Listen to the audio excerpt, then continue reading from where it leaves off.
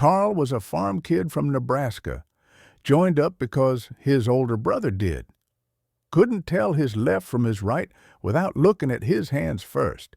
Made an L with his thumb and pointer finger every single time. We used to joke about it, called him Compass because he was always pointing the wrong direction. He didn't mind.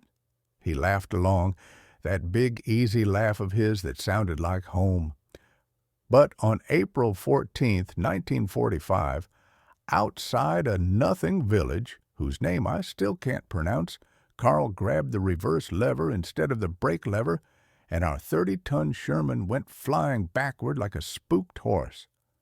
I remember his face in the driver's periscope. Pure terror.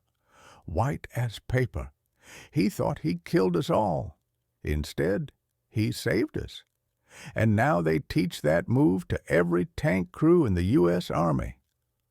We were part of the 5th Armored Division, pushing through eastern Germany in those strange final weeks of the war. By April, everyone knew it was almost over. The Russians were closing on Berlin from the east. We were coming from the west. But there was this stretch along the Elbe River where we were ordered to halt and hold. Political boundaries. So we ended up screening villages and farmland, clearing out pockets of resistance that didn't know when to quit. Most of what we faced wasn't the Wehrmacht anymore. These were old men from the Volkssturm, boys from the Hitler Youth, scattered units with nowhere else to go. But desperate people with guns are still dangerous. Hidden anti-tank guns. Panzerfaust teams in cellars. They called it mopping up duty. Low risk. But we'd lost good men to low-risk operations before. Our crew had been together since Normandy. Lieutenant Hastings commanded. He was 34, from Pennsylvania.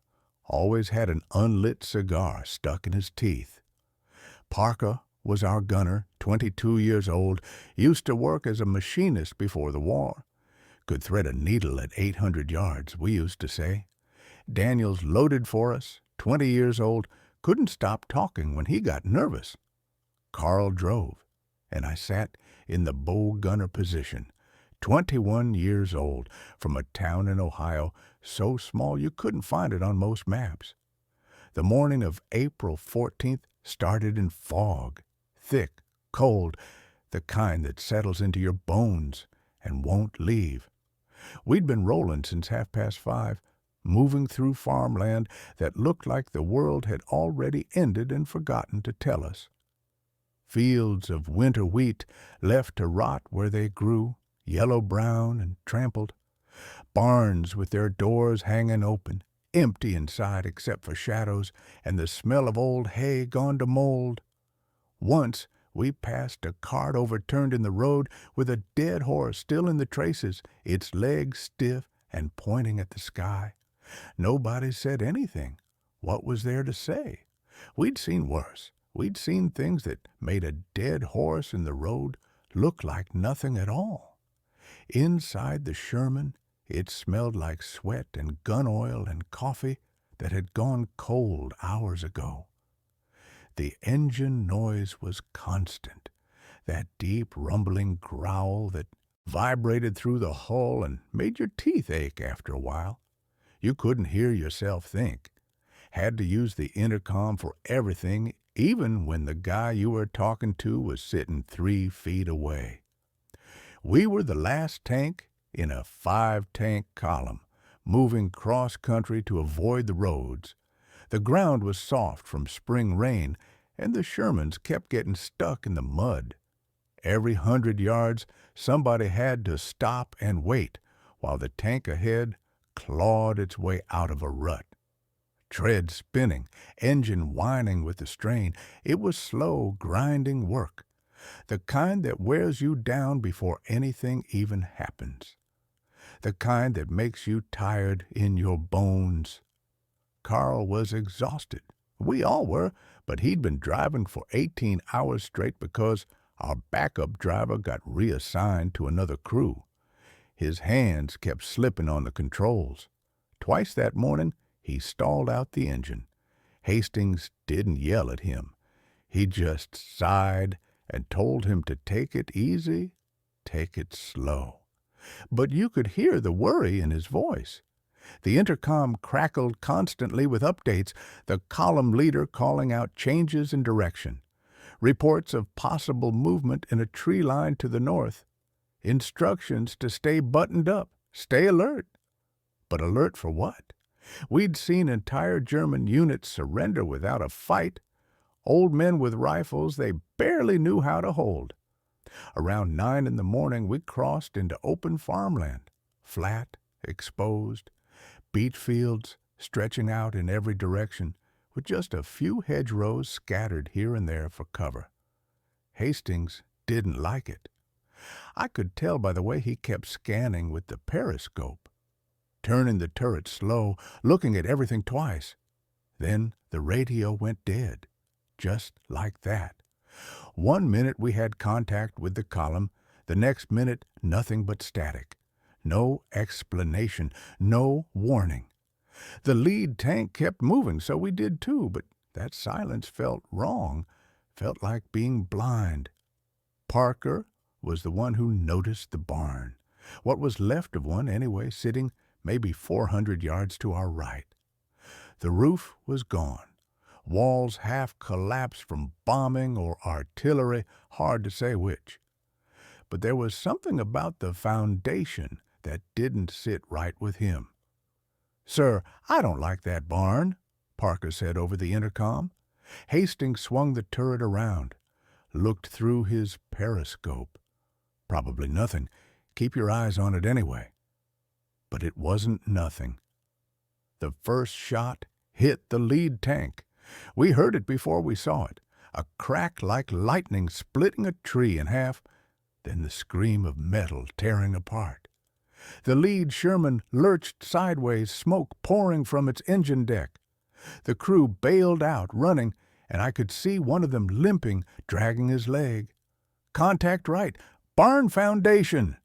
Hastings was shouting now, voice high and tight, the way it got when things went bad fast. "Traverse right, Parker. Find that gun." Parker was already moving, spinning the turret, but we were still rolling forward. Carl hadn't stopped.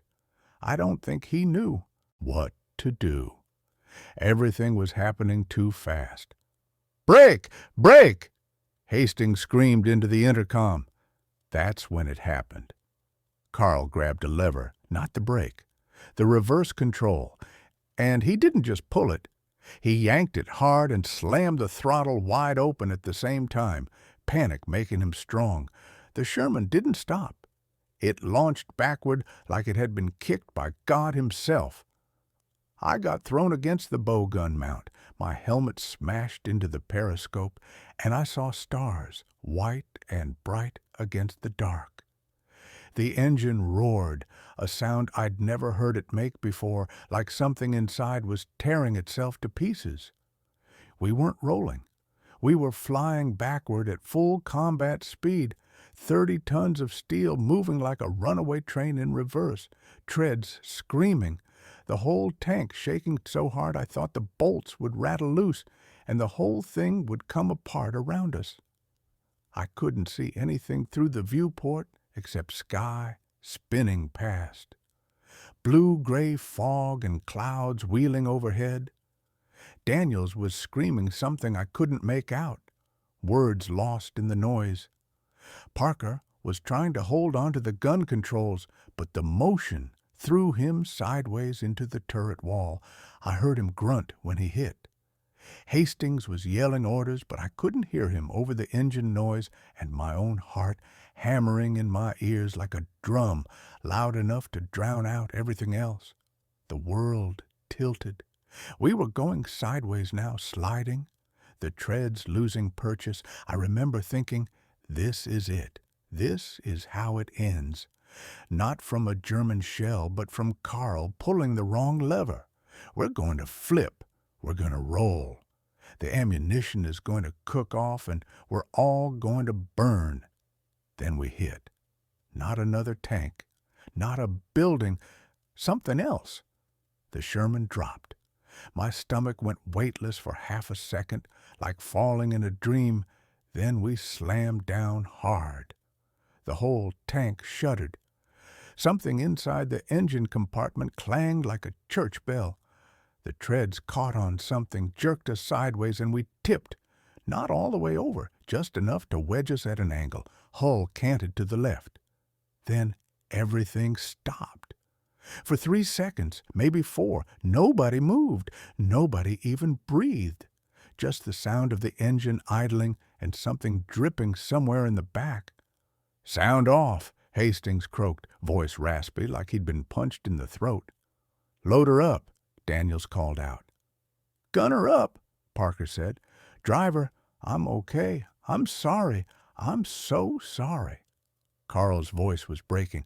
"Ball gunner up," I managed to say. We were alive, all 5 of us. The engine was still running, and we were sitting in a ditch I hadn't even known was there. Hastings popped his hatch and looked around. Then he started laughing. Not the funny kind, the kind of laughing you do when you should be dead, but somehow you're not, and your brain doesn't know what else to do with that information. "We're hull down," he said. "Perfect goddamn hull down." I looked through my periscope. He was right. The ditch was deep, maybe 6 feet, and angled just right, so our hull was completely below ground level. Only the turret stuck up above the lip. And from this position, we had a clean line of sight back to that barn foundation. The German anti-tank gun was still there. I could see the barrel now poking through the collapsed wall rubble. They were trying to angle it down toward us, traverse it lower, but they couldn't depress the barrel far enough. We were too low. The geometry didn't work. They couldn't hit us, but we could hit them. "Parker," Hastings said, voice quiet now, calm. "You see it?" "I see it, sir." "Take the shot." Parker fired. 1 round, high, explosive. The barn foundation exploded in a spray of dust and smoke and pieces of stone spinning through the air. When the dust settled, the gun was silent. Barrel twisted. Carriage collapsed.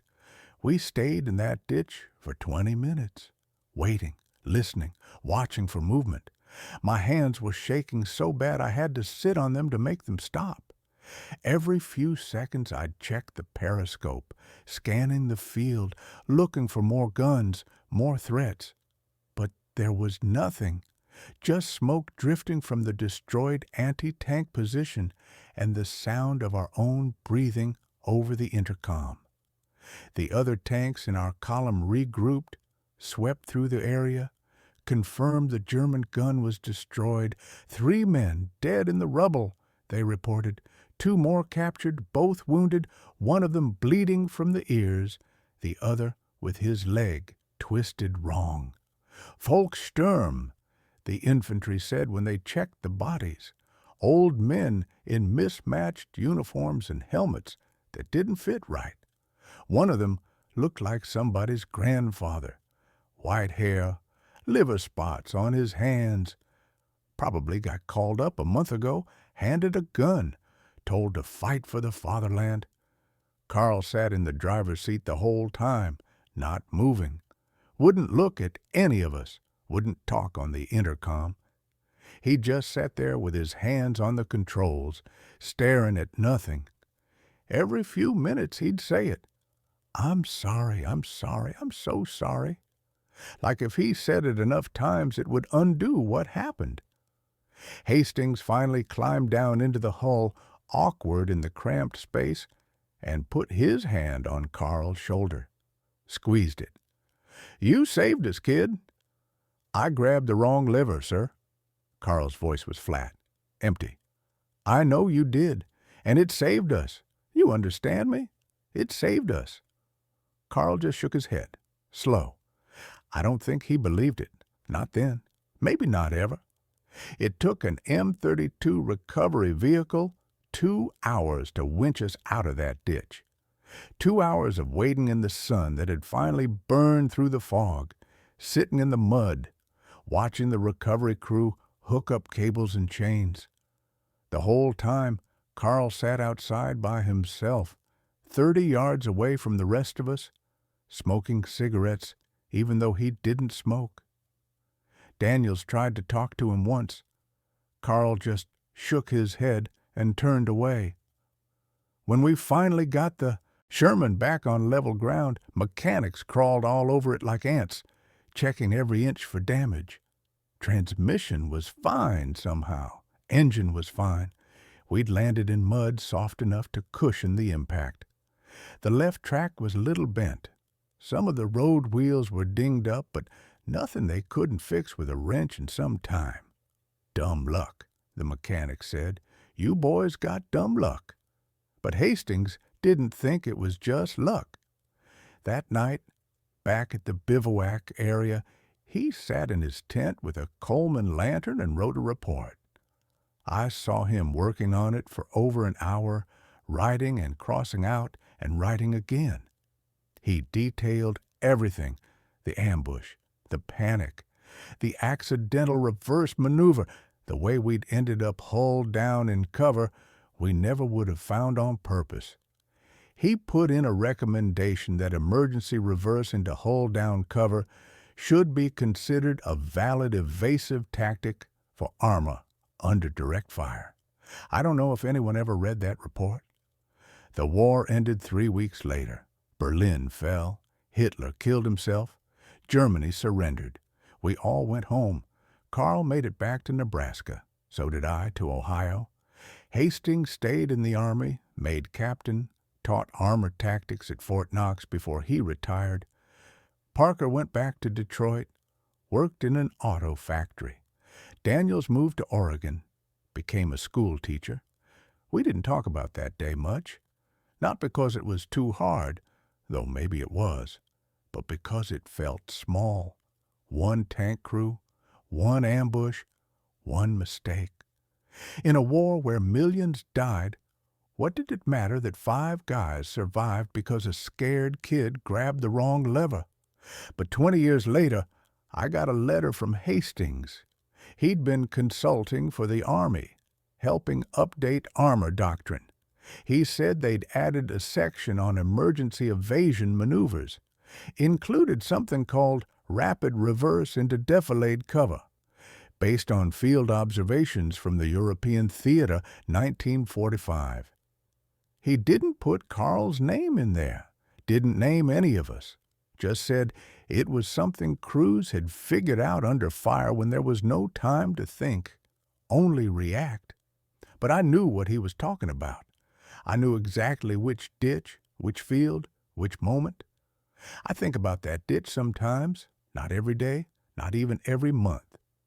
But when I do, I think about how thin the line is between dying and living, how Carl's hand slipped, how he was so tired he couldn't think straight, couldn't remember which control did what, how his mistake put us exactly where we needed to be. People want to believe there's a reason for things, that the good men live and the bad men die, that skill and courage make the difference, and maybe they do. Sometimes.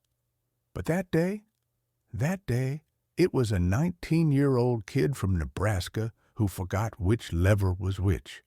I don't know if that's luck or providence or just chaos.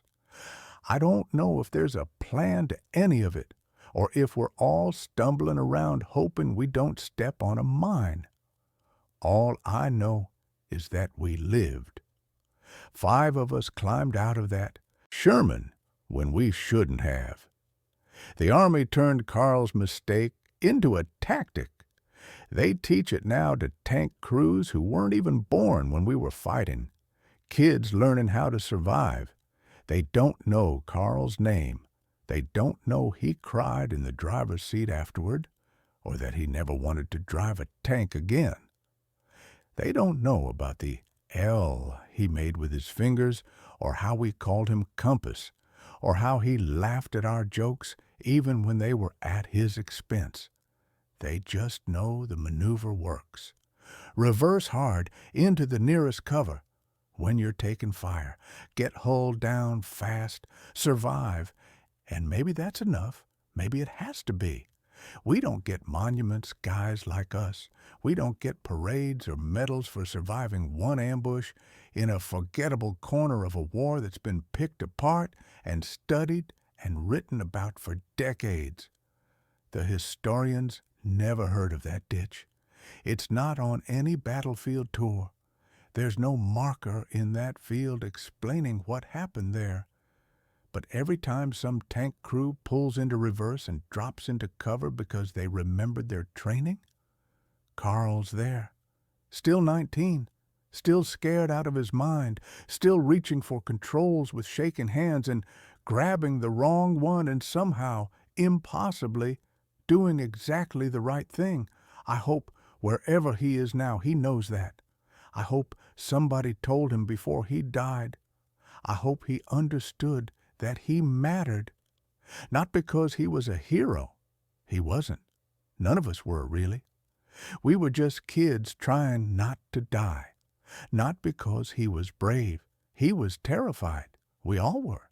But because when everything went to hell and there was no time to think and no manual to tell him what to do, he grabbed whatever he could reach and held on tight.